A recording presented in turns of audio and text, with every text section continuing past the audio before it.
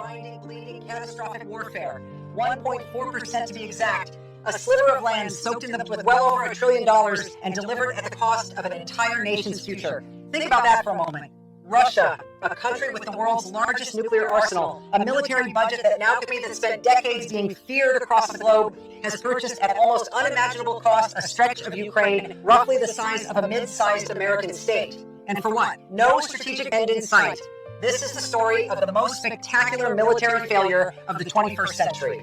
This is the story of how Vladimir Putin destroyed Russia. Its army, its economy are going to win. If you haven't subscribed to World Brief Daily yet, this is the moment to do it. Hit that subscribe button and turn on notifications, because we are about to go deep into numbers, into consequences, into the full cost. And by the end of this video, you will understand why history will remember February 24th, 2022, not as the day Russia launched an invasion, but as the day Russia began its own destruction. February 24th, 2022, Vladimir Putin gave the order. 200,000 Russian soldiers, many from the most elite divisions in the Russian military, crossed from the north, from the east, from the south. They brought thousands of armored vehicles, artillery, aircraft, missiles. It was designed to be overwhelming. It was designed to be fast. Putin, 2 hours, 3 days, that was the plan. And for the first weeks, it seemed like it might actually work. Russian forces surged through eastern and northern Ukraine, reaching positions just a few of the blitzkrieg, the fastest, most resource-intensive offensive Russia had mounted since the Second World War. Putin genuinely believed that the West would blink, that Ukraine's government would collapse, and that before any serious international response could be organized. But Ukraine fought back, and that is the sentence that changed history. Ukrainian forces rallying around a president who shattered Russia's momentum. By the spring of 2022, Russian forces had been pushed out of the Kiev region entirely. The Chernihiv and Kharkiv sectors were cleared. Odessa, which the Battle of Kiev, the operation Putin had assumed would be over before the world noticed, ended in humiliating Russian withdrawal.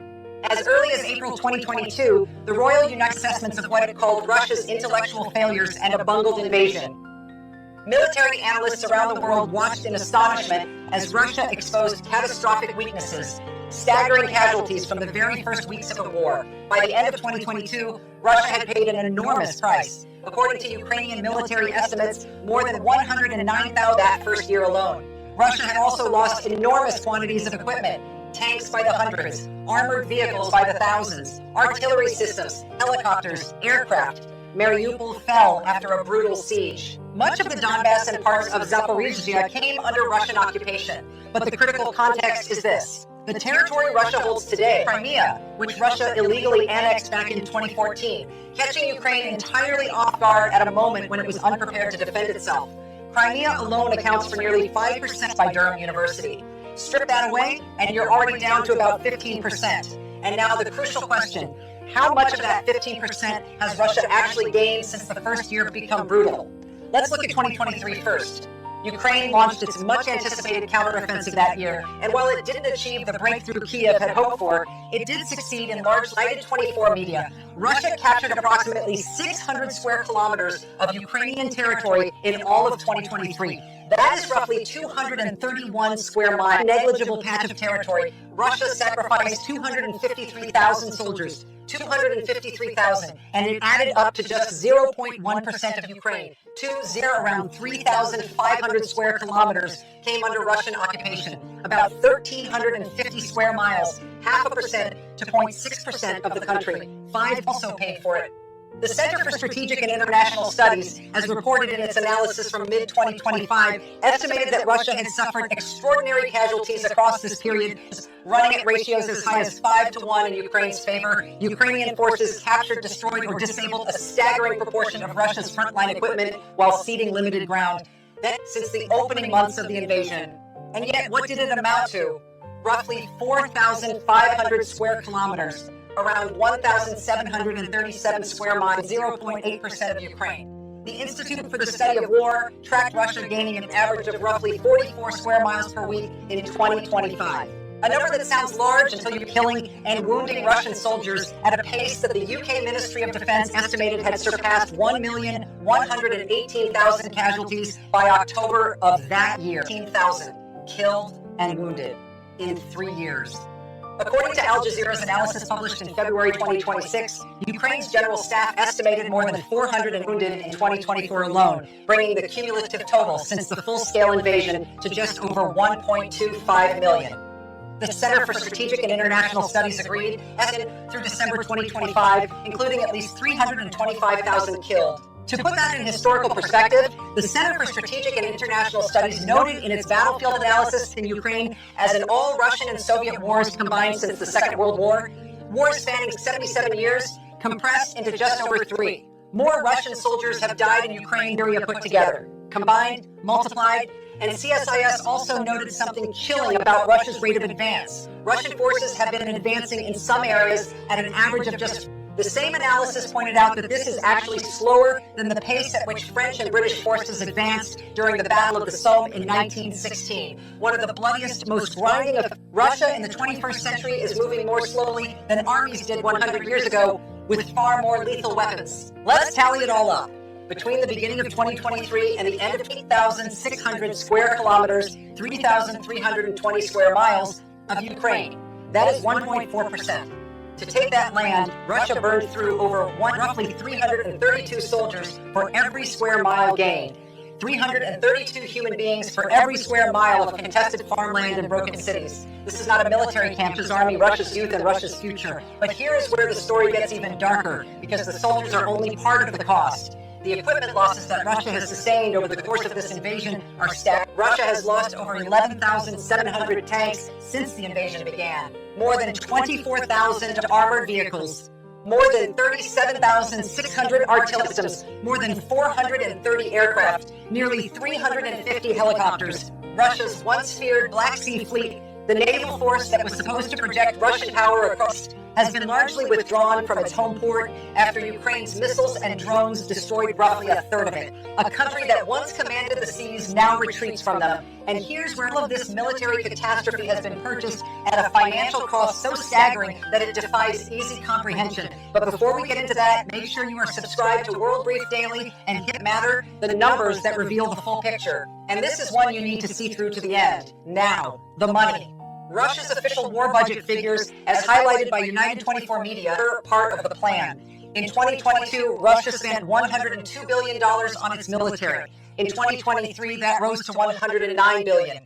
In 2024 and 2025, figures vary between $150 and $168 billion, depending on the source, the Moscow Times placing the figure at the higher end. And for 2026, $161 and $167 billion more. By the end of 2026, according to United 24 Media's accounting, Russia will have spent roughly $670 since the start of the invasion. That is nearly 8.5 times more than the less than $80 billion that Russia originally set aside for what Putin called a special military operation. The operation has metastasized into one of the most expensive military campaigns in modern history. And if we focus specifically on the 2023 to 2025 period, the 3 years percent of Ukraine, Russia spent approximately $408 billion officially. Breaking that down, Russia spent around $122,890,000 for every square mile. Over $120 million. That is already an incomprehensible figure. But it gets more incomprehensible because what Russia tells the world it is spending and what it is actually spending. 24 Media has documented official Russian military expenditures have already surpassed $500 billion. But experts say hundreds of billions more remain hidden, including an extraordinary to defense enterprises across the country designed to ramp up weapons production off the official books.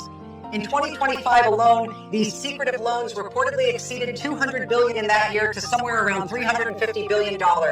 Financial analyst Craig Kennedy, writing in his Navigating Russia column on Substack, exposed the full depth of this mechanism, calling it Putin anomaly in Russian corporate borrowing that has, since 2022, amounted to a $446 billion surge, almost entirely directed to companies that manufacture weapons. Loans are being issued by the Russian state, often effectively to itself, at a time when Russia's central bank interest rate climbed as high as 21%. As the Atlantic Council reported in December, 1% for the entire first half of 2025 before a rate-cutting cycle began.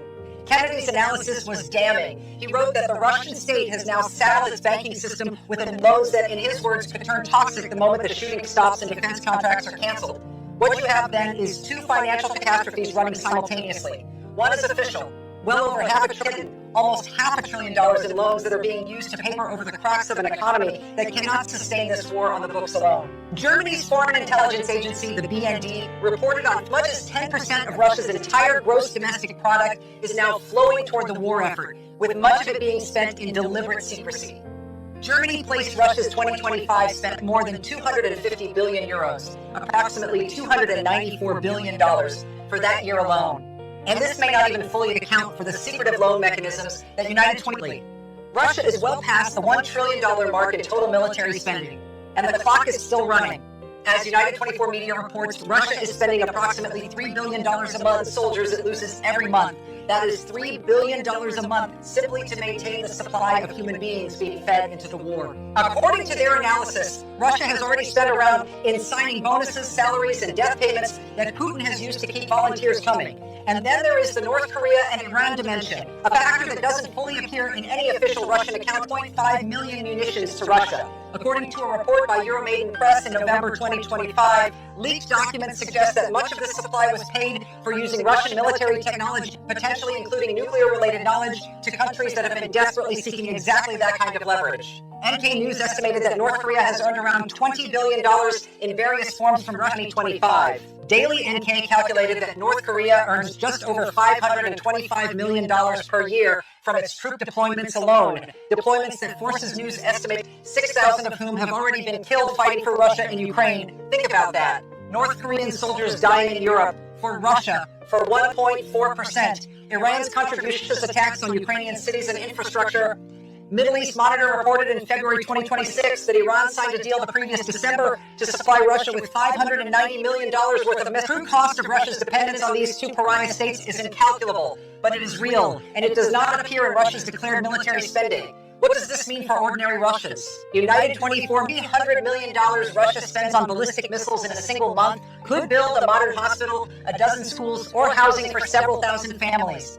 The $250 million fund 50 kindergartens or more than 1,000 ambulances. But Russia isn't building hospitals or schools. It is building missiles and funding a war that is going nowhere. The economic consequences for Russia Council's December 2025 report on the Russian economy described a country that has been running on fumes, overheated, distorted, and increasingly fragile. Russia's unemployment rate has fallen to be but a sign of catastrophic labor depletion. As the Wilson Center documented, Russia lacked an estimated 2.7 million workers as of late 2024. The RBA raised its key interest rate to 21%, a figure not seen in decades, as inflation ran at nearly 10%. High interest rates meant that businesses outside the military-industrial bankruptcies in Russia rose by 26% in the first 3 quarters of 2024 alone, according to Interfax. The civilian economy is being starved while the war machine is force-fed. The reserve that was supposed to cushion the economy against shocks has been depleted by approximately 71% since the start of the full-scale war, according to analysis by the Peterson Institute for Rainy Day Reserves to fund a war it cannot afford. GDP growth, which appeared artificially strong in 2023 and 2024 due to military Keynesianism, massive state spending has slowed sharply. Russia's finance ministry revised its 2025 growth forecast down from 2.5% to 1.5%. The IMF predicted just 0.6%. Help acknowledge that GDP growth for the full year of 2025 came in at only 1%. As GIS reports documented in February 2026, Russia's GDP growth fell from an annual pace in 25 to just 0.6% in the third quarter, a near stall. Industrial profits in the first half of 2025 fell 8.4% year on year. Profits increased by 50.4%. Russia is not collapsing today, but it is hollowing out from within. And every month the war continues, the structural damage deepens further. The psychic crisis compounded by the war. Economic growth is being driven entirely by defense spending, not by innovation, investment, or productivity. There is not a single Russian company in Russia has fallen behind the United States and China in the space race. Its scientists, engineers, and entrepreneurs, the people who would build Russia's future, have fled in enormous numbers. More than 8 for political reasons since the invasion, according to Russia Matters. These are not retired generals, these are working-age professionals, the very people Russia needs to rebuild. As Roger Boys of the Times to a war economy has aggravated Russia's labor shortages and inflation, while bankruptcies continue to increase. He asked a pointed question: how quickly will Putin's protective layers be peeled away? February 24th, 2022. Putin gave the order. He sent his army into Ukraine convinced it would be over in days. 4 years later, his army is still there, bleeding, grinding, and Ukraine continues to resist, continues to fight, and continues to inflict losses on Russia that the Russian military cannot sustainably absorb. More than 1.25 million Russian, $1 trillion has been spent, officially and unofficially. Russia has lost thousands of tanks, tens of thousands of armored vehicles, aircraft, helicopters. Its naval reserves distorted its economy beyond easy repair, driven its best and brightest citizens abroad, and traded potentially irreplaceable nuclear and military secrets to North Korea and Iran. Achieved 1.4% of a country that was supposed to fall in 3 days. Daniel Fried of the Atlantic Council put it with devastating precision when he wrote that Putin's hollowed out the Russian military and left Russian society generally cynical. The Royal United Services Institute called it a failure of intellect. The Center for Strategic and International Studies called it a grisly milestone in modern military history. The history books will not be kind to this decision. They will record that Vladimir Putin launched the most counterproductive invasion in modern history, that he nation's finances and burned away Russia's strategic credibility. All for a sliver of foreign territory that brought him no closer to the goals he declared when the tanks crossed the border. And it is not over.